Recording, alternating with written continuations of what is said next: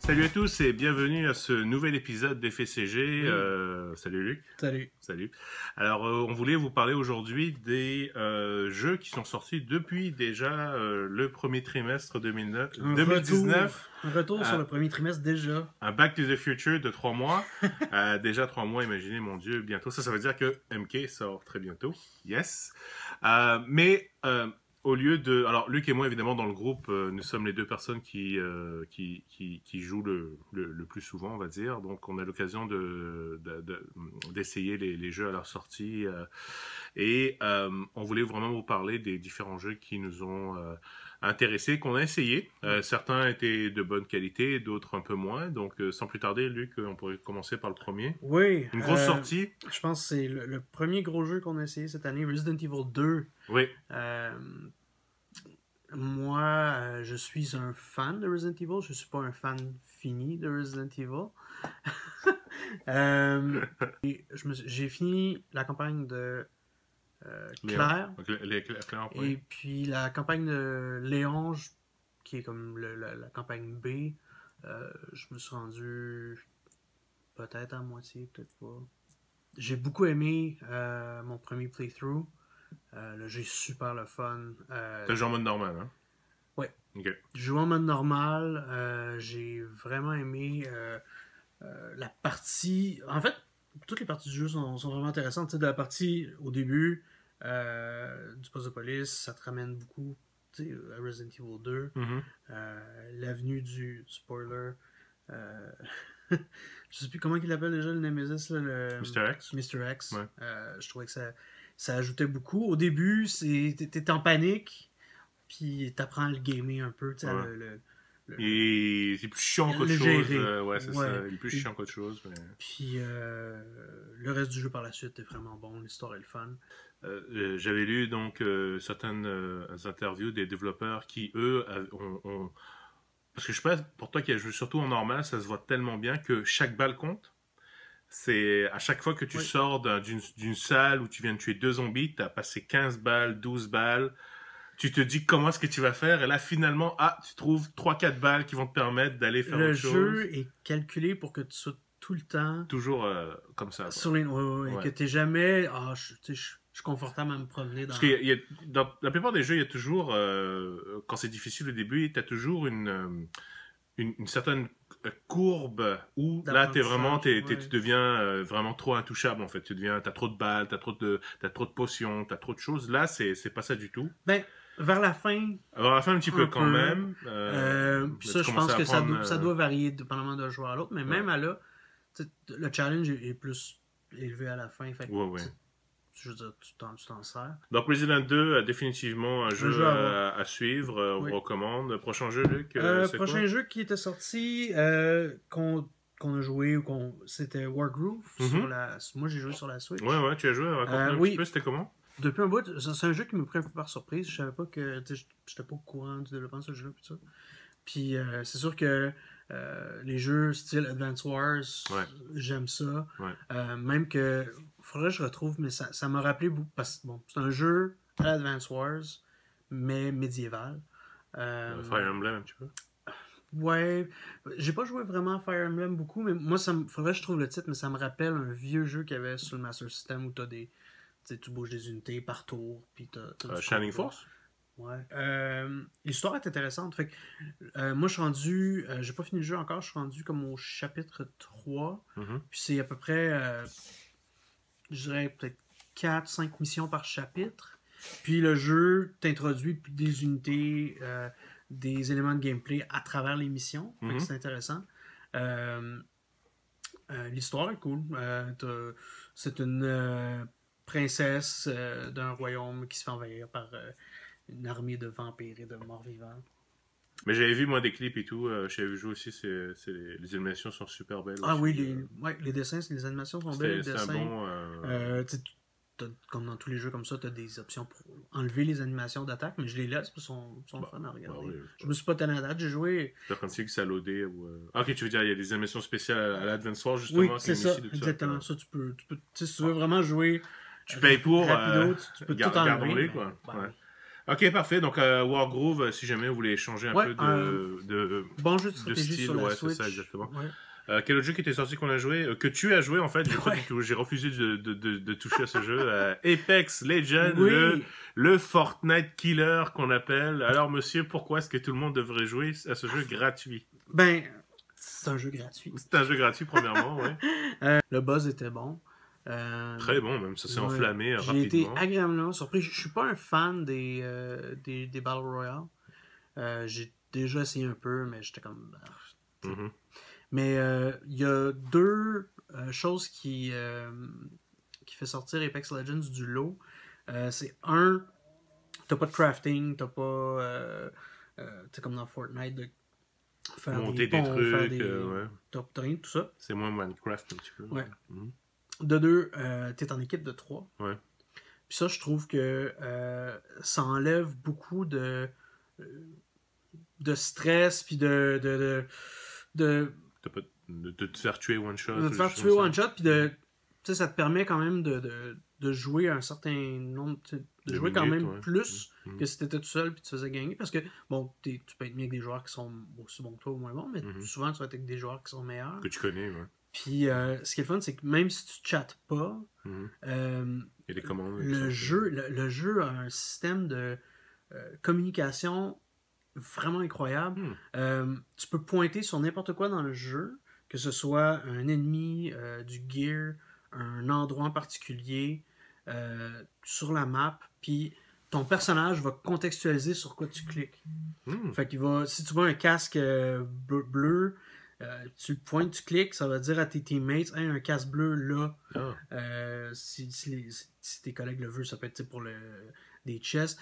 Si tu trouves un coffre qui a été ouvert, tu cliques dessus, ça te dit, hey, ce coffre-là, il a été ouvert, on fait attention. T'sais. Ou cette porte-là a été ouverte par quelqu'un qu'on n'était pas. Donc, le côté immersion est vraiment très sans que tu ailles. Parce que des fois, tu veux pas chatter avec des enfants, tu veux pas chatter avec des gens qui veulent t'insulter. Mais ça, je trouvais que c'était vraiment le fun parce que c'est vraiment dynamique. Puis le jeu, le gameplay est nerveux et fun.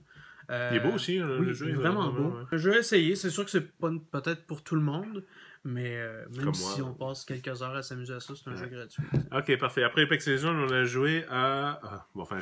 j'ai subi Jump Force. J'ai essayé un peu Jump Force aussi. Sur papier, ça avait l'air très intéressant. Ça avait l'air intéressant. Regrouper tous les héros de toutes les licences de Jump.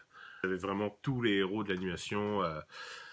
Je nomme ceux que je préfère moi, mais vous avez Dragon Ball, One Piece, Saint Seiya, One Piece, Kenshin, City Hunter, Ken le survivant, Fist of the North Star. La première affaire qui frappe, c'est le style des graphiques réalistes. Ils ont pris les personnages d'animé, de manga, ils ont mis ça dans un genre de monde réaliste. C'est que l'histoire veut qu'ils soient finalement téléportés dans le monde réel, donc c'est pour ça qu'ils ont un air un peu bizarre. Ça faisait pas penser à un jeu de Sonic comme année qui était sorti. J'ai oublié le nom. Ou comme le film qui va sortir bientôt d'ailleurs. Je vous conseille d'aller le voir, non c'est pas vrai. Honnêtement, j'ai joué le jeu juste pour voir s'il y avait un mode story. Je vais même pas continuer parce que ça avait l'air vraiment pourri. Je suis juste allé en mode training et on a fait des supers, c'est tout. Les supers c'était cool.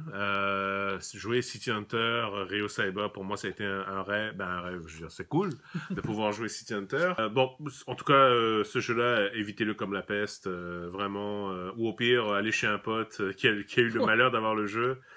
C'est qualité et réalisation, c'est moyen. Vraiment le gros trip du jeu, comme j'ai dit, on s'amuse peut-être pendant 30 minutes, t'essaies 2-3 super, le loading est tellement long aussi, ça m'a vraiment, c'est vraiment exécrable aussi. Donc voilà, vraiment, s'il y a un jeu vraiment que vous ne devrez pas toucher, c'est vraiment Jump Force. Quoi d'autre qu'on aurait? Est-ce qu'on devrait toucher à Crackdown 3 parlant même chose. Donc, là c'est la section à ne pas jouer. Alors Crackdown, donc je suis abonné Crackdown, que j'ai beaucoup joué au premier. J'ai vraiment adoré le premier, c'était vraiment cool. Ce jeu-là, ça fait longtemps qu'il est annoncé en plus. En plus, Crackdown, je pense que c'est depuis la Xbox 1, non, c'est pas vrai. Mais il était longtemps en développement et malheureusement ça se voit. Donc je tiens à signaler, je n'ai pas acheté Crackdown, j'ai 3. C'est venu avec le Xbox Game Pass que je recommande fortement d'ailleurs. Mais bon, Crackdown, je l'ai essayé. J'ai pas essayé longtemps, je dois dire, mais pour ce que j'ai vu, vraiment, c'était vraiment pas bon. Graphiquement, oui, c'est un peu mieux, mais ça reste du Crackdown 2 avec du Terry Crews au début qui avait l'air un peu marrant, mais au spoiler, il meurt au début aussi. Donc là, tu peux avoir ton avatar qui ressemble à Terry Crews, il peut avoir la voix de Terry Crews. Mais voilà, bon, c'est... Voilà. C'est un jeu qui va certainement baisser de prix très très rapidement. Si vous voulez vous amuser à faire un peu de mayhem, entre guillemets, vous pouvez peut-être vous laisser tenter, mais n'achetez surtout pas ça à plein prix. Crackdown, je vous dis, à passer définitivement. Okay. Suivant, c'est... Metro Exodus. Alors Metro, okay. Ouais, vas-y. Disclaimer. Ok, Metro Exodus. La série Metro, moi, j'ai toujours considéré ça comme un jeu... Tu sais, les jeux européens. Tu sais, les jeux européens avec un peu moins de budget, qui ont... Les jeux qui mangent du fromage, mais des jeux qui peuvent être super intéressants. Ouais. Mais que t'as un côté un peu soit janky ou le fait que c'est développé. Saccadé un peu. Pas que c'est saccadé, mais c'est. Low budget à certains endroits. C'est presque un style, mais c'est une façon de faire les jeux qui est pas. À la US ou à la Jap. Habitué. Ouais. Puis tu sais, il y a des jeux qui commencent comme ça, comme Witcher 1, Witcher 2, qui se peaufinent, occidentalisent, ou tu sais, qui se peaufinent. Qui découvrent la modernité. Qui deviennent Witcher 3. L'univers de Metro, ça m'intéresse beaucoup. J'ai d'ailleurs l'original, le 2033, je pense, quelque chose comme ça. Super intéressant. Moi, je vous dirais, investissez là-dedans si vous avez envie vraiment... C'est ça. Si vous n'avez pas joué à Resident 2, si vous préférez... j'allais dire un Skyrim dans post-apocalyptique, un peu dans ce style-là. Quand je dis Skyrim, c'est vraiment personnage, il parle pas, hein, déjà, voilà. Tout le monde l'appelle, et pourtant il y a des dialogues où tu dis mais vas-y, dis quelque chose. C'est stupide, je trouve ça rend ton personnage vraiment mongol. Zelda. Ben voilà, Zelda, salut Hugo si tu nous écoutes. Non, c'est ça, c'est que comme tu dis, le côté junkie, tu le vois au niveau des contrôles. C'est surtout au niveau des contrôles que tu le vois. Bon, c'est clairement pas un jeu comme Resident 2. Hein, je veux dire, c'est un FPS, c'est un jeu de PC de base, adapté pour les consoles. L'univers était quand même assez cool.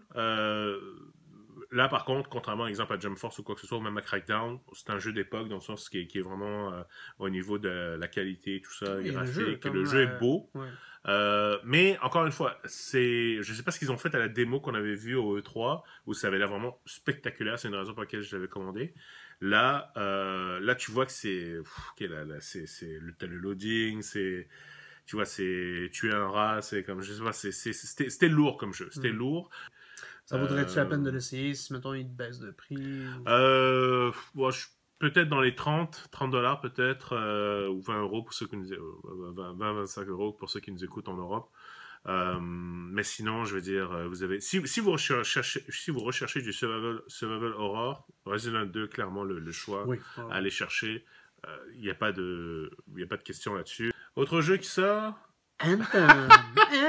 Décidément, okay. Non, on est dans une passe de jeu. Disons que début 2019 n'a pas été rose tout le temps. Heureusement qu'il y avait Resident 2 pour commencer le tout. Hein. Anthem, je pense que c'est la plus grosse déception que j'ai eue cette année. Tu sais, il y a des jeux que tu joues, t'es comme c'est pas si bon que ça. Mais il y a des jeux que tu vois aller, tu veux, t'es comme ça. Tu veux que ça marche. Il y a quelque chose là. Tu veux que ça marche, le Destiny Killer de BioWare, en tout cas Destiny Killer, c'est un bien grand mot. Mais le jeu Games as a Service de BioWare, en third person, avec des mecs. Je veux dire, sur papier, c'est des choses. J'aurais toujours voulu aimer jouer à Destiny en third person. Je trouve ça c'est le fun de voir son personnage puis de pouvoir ajouter surtout un loot shooter que t'as du gear, t'as des armes puis de pouvoir voir ça sur ton personnage, c'est tout le temps le fun. Dans les vidéos qu'on avait vues, le fait de voler comme Iron Man puis tout ça, puis de pouvoir la verticalité, de pouvoir se battre dans les airs. Puis, presque. Ouais, ça je trouvais que ça avait l'air super intéressant. Puis ce qui m'a vraiment commencé à accrocher, c'est quand ils ont sorti la bêta, j'ai joué. Puis, déjà, il fallait réussir à rentrer dans le lobby. Ouais, j'ai désenchanté assez vite. Après ça, le jeu est sorti, puis c'était pas mieux. Le jeu est pas fini. Honnêtement, il manque tellement de choses. Côté habilité, t'as pratiquement rien. Les guns que t'as au début, tout le long du jeu, c'est les mêmes genres de guns que tu vas continuer d'avoir. T'as pas d'effet de... Tu t'améliores parce que tu sais, d'avoir des guns de uniques, progression, ouais. de progression. C'est un loot shooter qui a pas de loot. Les ennemis sont cons. Ouais, l'IA est pas très... J'ai commencé avec... tu sais, parce que bon, tu peux choisir parmi 4 javelins, 4 mecs. À part le mec du début, moi j'ai commencé par le gros, là, celui avec le shield. Ok. Puis je passais mon temps, parce que tu peux courir avec le shield puis faire tomber les ennemis. Fait que tu fais tomber les ennemis en courant comme un con. Mais là, tu peux slotter des améliorations à ton gear. Puis j'avais un truc genre plus 200% de damage au monde que tu knockdown. Fait que je tuais tous les trash mobs en courant comme un niaiseux pendant 2 minutes. Après ça, il restait les ennemis les plus gros, La stratégie n'était pas là. Ouais. C'était con. Puis un truc que je trouve dommage, c'est que tout au début, je me disais, je vais pouvoir comme voler, hoverer, tirer. Mais le cooldown du vol est tellement court que c'est pas une stratégie viable. Non. Donc voilà, on t'aime à éviter. Oui, puis voilà, même, je dirais, dans 1 an, si le jeu est encore là, pensez-y 2 fois. Ouais, même, je pense même pas que je vais pas y jouer de base. Alors, prochain jeu Dead or Alive 6. Ok. Non, mais le jeu est intéressant. Ils ont rajouté un nouveau bouton, je sais même pas comment ça s'appelle, strike ou focus, bref, où tu peux, en fait, bloquer, tu peux sortir de ton animation de stun parce que moi, DOA, je l'aime bien, mais DOA, puis je vais peut-être en offenser quelques-uns, pour moi, c'est le Super Smash des jeux de fighting 3D, d'accord?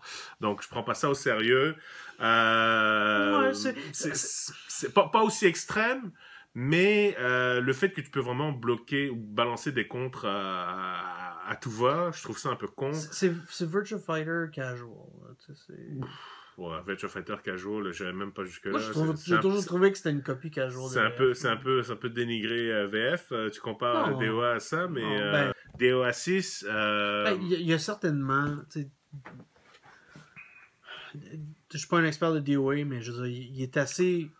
standard comme jeu de combat pour dire qu'il y a du depth. Puis... Non, c'est sûr qu'il y a du depth. J'enlève pas ça.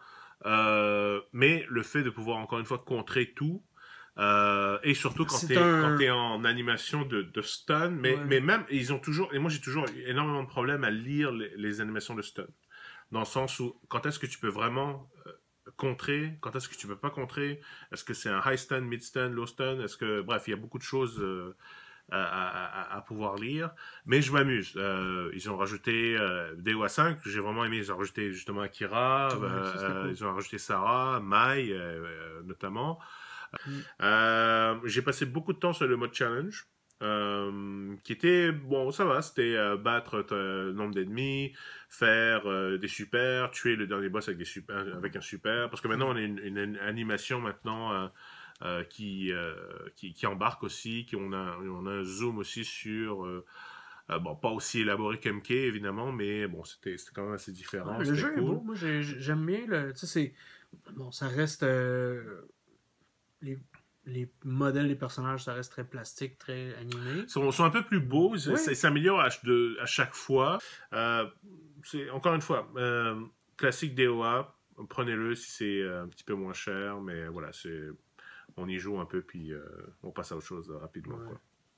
Alors, prochain jeu... Sekiro? Ouais. Ok. Ouais. Alors, Sekiro, vous avez vu notre let's play, je vous le conseille.